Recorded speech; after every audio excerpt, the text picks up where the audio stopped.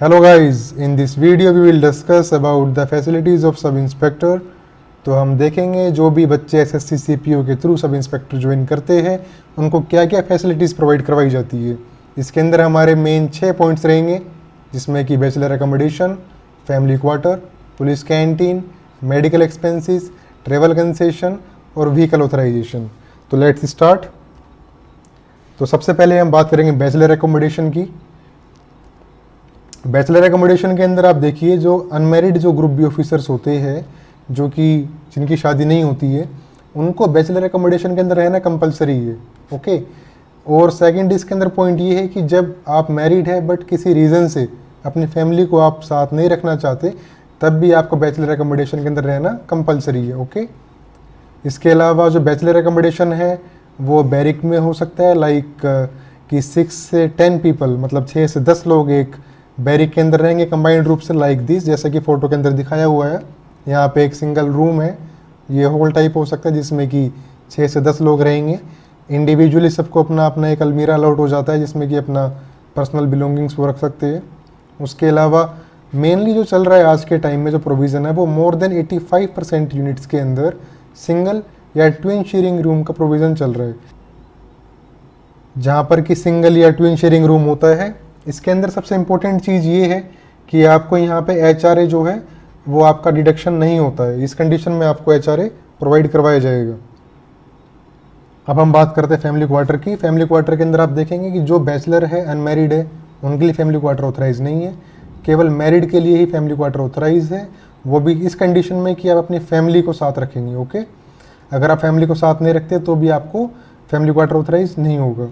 उसके बाद आपका जो एंटाइटलमेंट रहेगा वो 2 BHK का रहेगा, बट ये डिपेंड करता है सिटीज़ की क्लास के हिसाब से। जैसे कि जब मैं Jawaharlal Nehru port trust JNPT Navi Mumbai के अंदर जब मैं पोस्टिंग था, तो मुझे 3 BHK का फ्लैट मिला हुआ था। उसके बाद जब मैं सेकंड यूनिट के अंदर गया तो मुझे 2 BHK का फ्लैट अलॉट हुआ था। तो ये डिपेंड करता है, बट मिनिमम 2 BHK तो आप मान के चल ही सकते हैं। उसके अलावा जो क्वार्टर का अलॉटमेंट रहता है वो सीनियरिटी बेसिस पे रहता है, यानी कि जब आप यूनिट के अंदर रिपोर्ट करेंगे तो आपको एप्लीकेशन देना होता है क्वार्टर अलॉटमेंट का, जिसकी एक सीनियरिटी बनाई जाती है, सीनियरिटी लिस्ट तैयार की जाती है और उसी के हिसाब से क्वार्टर्स अलॉट किए जाते हैं। इसके अंदर आपको वेटिंग टाइम का भी प्रोविज़न होता है, लेकिन generally being a sub inspector आपको वेटिंग टाइम नहीं दिया जाता और नॉर्मली क्वार्टर्स अलॉट हो जाते हैं। बट अगर क्वार्टर्स मान लीजिए कि अनअवेलेबल है, ऐसे कंडीशन में आप सिविलियन एरिया के अंदर क्वार्टर्स अपना नहीं ले सकते हैं। ठीक है। हाँ, बट एक्स्ट्रा ऑर्डिनरी कुछ कंडीशंस है, कुछ एक्सेप्शन है, जैसे कि मेडिकल से रिलेटेड कोई पॉइंट है या अदरवाइज कोई रीज़न है तो यूनिट कमांडर आपको अलाउ कर सकते हैं। उसके अलावा अदर एक्सपेंसेस जैसे कि इलेक्ट्रिसिटी बिल के रिगार्डिंग है, तो कुछ यूनिट्स के अंदर चार्जेस फिक्स रहते हैं, जैसे कि 60 रुपये। जैसे कि जब मैं JNPT यूनिट के अंदर था तो हर महीने का बिल 60 रुपये फिक्स आता था। उसके अंदर आप AC, TV, फ्रिज कुछ भी यूज़ करें, आपका जो बिल आ रहा है वो फिक्स आना है। उसके अलावा कुछ यूनिट्स के अंदर आपको एज़ पर यूजेज पे करना पड़ेगा, जितना आप यूज़ करेंगे आपको उसके हिसाब से ही पे करना पड़ता है। तो फिर हम बात करते हैं कंडीशन ऑफ क्वार्टर्स की। तो नॉर्मली जो यूनिट्स हैं उनके अंदर क्वार्टर की कंडीशन नॉर्मल होती है, बट जो पब्लिक सेक्टर अंडरटेकिंग्स होते हैं जैसे कि ONGC है, NTPC है, ओके, तो इन यूनिट्स के अंदर आपको क्वार्टर की कंडीशन काफ़ी अच्छी मिल जाएगी। जैसे कि आप देख रहे हैं यहाँ पे फोटो के अंदर, ये NTPC का क्वार्टर है, टाइल्स लगा हुआ मिलेगा, वेल फर्निश्ड होगा, अंदर कैंपस के अंदर पूरा पार्क्स वगैरह रहते हैं जॉगिंग करने के लिए, तो काफ़ी अच्छे क्वार्टर्स रहते हैं। और सेम यही चीज़ें प्राइवेट सेक्टर यूनिट्स के अंदर भी आपको देखने को मिलेगी।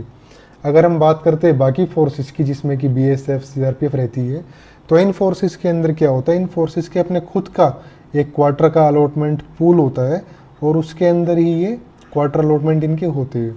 ओके। उसके बाद हम बात करेंगे सेंट्रल पुलिस कैंटीन की। तो नॉर्मली सभी यूनिट्स के अंदर कैंटीन्स ये अवेलेबल होती है, जिसके अंदर आपको सब्सिडाइज्ड रेट के ऊपर हाउस होल्ड आइटम्स या व्हीकल्स आप परचेज कर सकते हैं। जैसे कि 2 व्हीलर आप परचेज करना चाह रहे हैं या 4 व्हीलर व्हीकल परचेज करना चाह रहे हैं, तो आपको काफ़ी हद तक छूट मिल जाती है। अगर इनफैक्ट आप 4 व्हीलर व्हीकल परचेज करेंगे तो 40,000 से लेके 50,000 तक आपको कंसेशन मिल जाता है। उसके अलावा आप किसी भी सेंट्रल पुलिस कैंटीन के अंदर एक्सेस कर सकते हैं। यदि आपकी पोस्टिंग मुंबई के अंदर है तो आप अपने होम स्टेट के अंदर भी किसी भी CPC से सामान परचेज कर सकते हैं। तो जो सब इंस्पेक्टर होते हैं normally as a canteen incharge work करते हैं, ठीक है।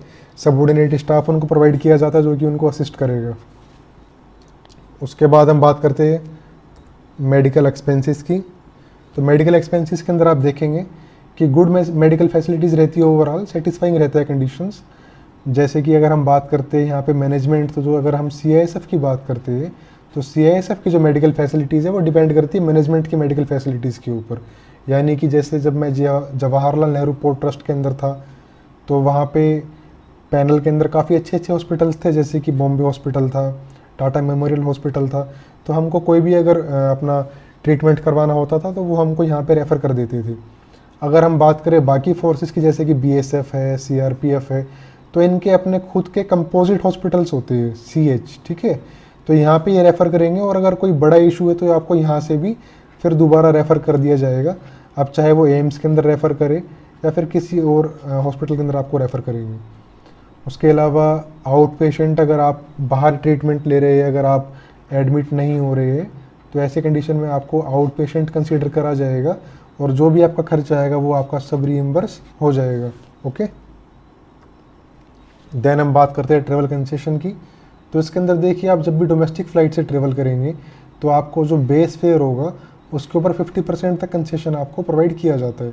इनफैक्ट अगर मैं बताऊं कि जब मैं नागपुर से दिल्ली आया हूं कई बार, तो मैं सिर्फ आप मानेंगे कि 1250 रुपये के अंदर मैं फ़्लाइट से आया हूं, जो कि मेरे को अगर मैं सेकेंड AC ट्रेन से आऊँगा तो उससे फार मतलब चीपर मेरे को पड़ता था बाई फ़्लाइट।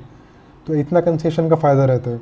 उसके बाद अगर हम बात करेंगे कि जो सब इंस्पेक्टर या अबव रैंक्स होते हैं वो अगर कहीं टेम्परेरी ड्यूटी जा रहे हैं अपने गवर्नमेंट काम से, तो एयर ट्रेवल के लिए वो एंटाइटल्ड है। ओके, अगर आपको बाई ट्रेन जाना है तो आप सेकंड क्लास AC के लिए एंटाइटल्ड है, चाहे वो राजधानी का हो, शताब्दी का हो। उसके अलावा आप बाई रोड ट्रेवल कर रहे हैं तो आपको टोल टैक्स पे भी कंसेशन प्रोवाइड करवाया जाता है अपना आइडेंटिटी कार्ड शो करने के बाद। ओके, इसके लिए कोई ऑफिशियल सर्कुलर नहीं निकला हुआ है, बट नॉर्मली ये एक्सेप्टेबल होता है नेशनल हाईवेज के ऊपर, ठीक है। उसके बाद हम बात करते हैं व्हीकल ऑथराइजेशन की। तो अगर हम बात करते हैं मेनली CISF के बारे में, तो CISF के अंदर आपको 2 व्हीलर प्रोवाइड करवाया जाएगा, जिसमें कि कोई बाइक हो सकती है, बुलेट्स मिल सकती है, पल्सर, है ना, इस तरह की बाइक्स आपको प्रोवाइड करवाई जाएगी। अगर हम बात करते हैं बाकी फोर्सेस की, BSF वगैरह की, तो इसके अंदर ये एज ए प्लाटून कमांडर काम करते हैं, PC, तो इनको कोई 4 व्हीलर जीप वगैरह भी प्रोवाइड करवाई जाती है। इसके अलावा अगर आप नाइट चेकिंग के लिए कहीं जा रहे हैं नाइट चेकिंग ऑफिसर के तहत, तो आपको 4 व्हीलर व्हीकल जो प्रोवाइड करवाया जाएगा रात के लिए। तो गाइज़, ये था आज का हमारा वीडियो। जो भी मतलब मेन पॉइंट्स थे मैंने कोशिश करी है उनको कवर करने की। अगर आपको फिर भी डाउट है तो आप कमेंट सेक्शन के अंदर कमेंट कर सकते हैं।